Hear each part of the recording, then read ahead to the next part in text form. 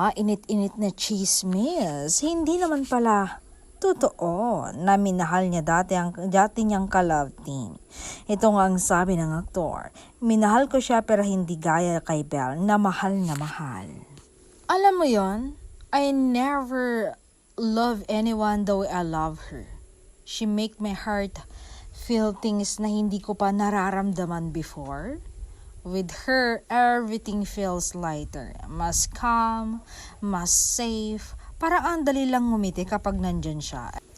And every time I look at her, napapangiti na lang ako kasi I realize na siya pala yung hinahanap ko kahit hindi ko alam dati.